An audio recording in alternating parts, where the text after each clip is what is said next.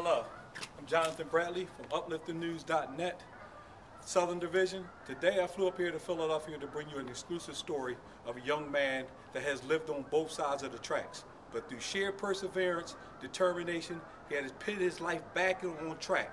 And his name is the Reverend Chauncey Phillips.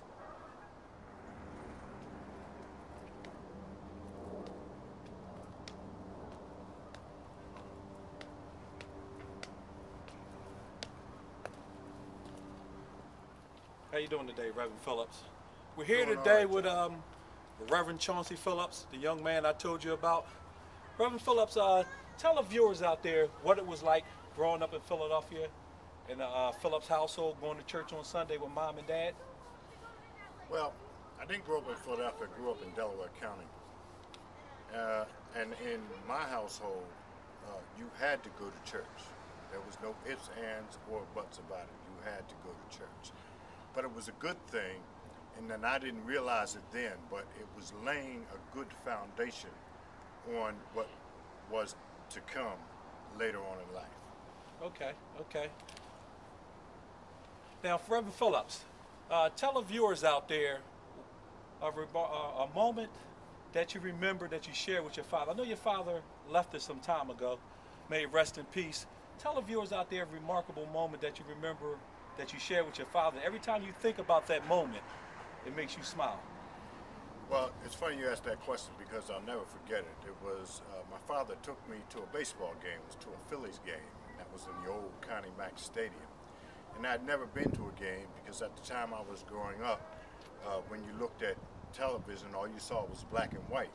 Okay. So when he took me to the game, you know, and I walked in the stadium and I looked at the clean dirt and green grass and the lights in the stadium, that was a moment that I'll never forget because it was something that my dad was an avid baseball fan, and he knew that I was, and when he took me there, that's something that has stuck with me throughout my life. Okay, okay. There you go, viewers. You have that right there. Now, the next question, Reverend Phillips, I want to ask you is, there was a time in your life where you went down a dark road and you were doing some things in your life that you knew were morally wrong. Tell the viewers out there about that moment.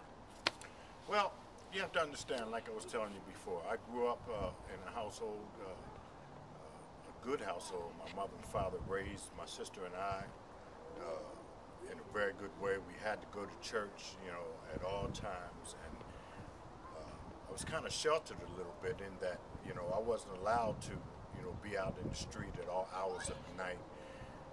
So when I got older, you know, I kind of wanted to go out and explore a few things, and good, bad, or indifferent, you know, I got with the wrong crowd, and I started doing some things. I dabbled into drugs and things of that nature, and I started doing some things that weren't really good for me. But at the time, you know, I thought that I was big and bad enough to do anything that I wanted to do. And so, you know, I kind of got out there and dabbled around with cocaine and just went in the wrong direction. Now, no one could tell me at the time that, you know, I was doing the wrong thing because, like I said to you, John, I thought I was big and bad enough to do everything that I wanted to do. Okay. But, you know, the situation turned bad, and it turned bad real quick in that, you know, I got off with the wrong folk, and I was a cocaine user who fell in a hole, and I actually, you know, had become an addict and didn't even realize that I was an addict. During that period of time, God had been calling me, and you know, I just didn't listen. I just kept on doing what I wanted to do. But God has a way when He wants to get you. He has a way of finding you, and He'll put you to a point where you can't do anything else but listen. Little did I realize at that time that I was actually at the crossroads of my life. And various things happened to me, and I didn't know it then, but it was God speaking to me. And I just kept on doing what I wanted to do until he finally got me to a point where I could do nothing else but listen. There was someone that was in my life who was I loved very much, and was supposed to get married, and it just got to a point where she got tired of it, and she left me. And it was at that point that I realized something. You know what? If you don't straighten up now, you'll lose more than just her, but you'll lose a whole lot more. So it was at that point that I turned it around and gave it up, and I said, "Here I am, God, send me." Because I realized something, that I lost her, but if I continued to do the things that I was doing, I would lose a whole lot more. I was very, very fortunate in that I didn't lose my job. I didn't lose my home. So at that point, I said, enough is enough. I've lost enough, and I didn't want to lose anymore. So at that point, I just said, Lord, whatever you want me to do, I'm here for you. Just lead me and guide me. So it was a very tumultuous period in my life, but it was also a very good learning experience, and it got me on the right track. Okay, there you go, folks. The second part of that question will be, who would you like to thank to help you get your life back on track, headed down the right road, doing outstanding work in the community and outstanding work in the church?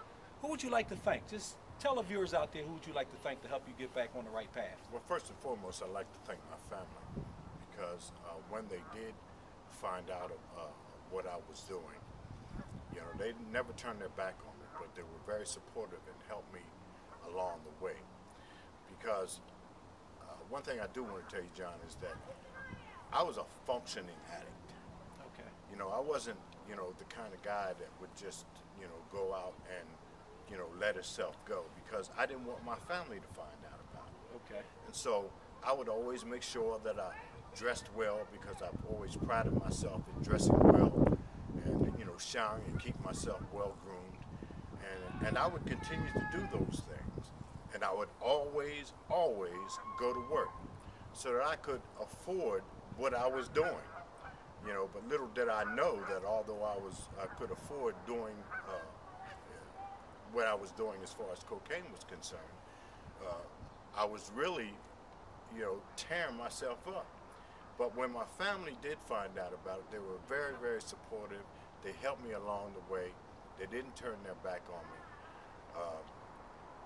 So my family, along with a gentleman by the name of Bishop Andrew Holtz, who is the overseer of PMAC, which is Pentecostal Methodist Evangelical Church. When I finally got myself together, I had attended his church, and he took me in and kind of took me under his wing, and he got me into a habit of studying the Word. And from that point, we actually went to Atlanta, Georgia, and opened a church there, of which I ended up being the pastor. So Bishop Andrew Holtz is very instrumental in getting me to where I am today. So I thank him an awful lot. Also, a gentleman by the name of Reverend Pleasant Haley, who was always there for me. And when I needed somebody to talk to, Reverend Haley always gave, a shoulder of support. And I appreciate all of them for that. Because if not for them, I would have been in real big trouble. Okay. There you go, viewers. That's the story right there of the Reverend Chauncey Phillips. But Reverend Phillips, there may be somebody out there right now who may be watching this, who may be going through something in their life, whether it's financial or they just need somebody to talk to. The most important thing, it might be a young man out there now who wants to come from the corner to the church. Can you give them your email address, the church you attend to, the address? So if someone wanted to reach out to you, they can get to you.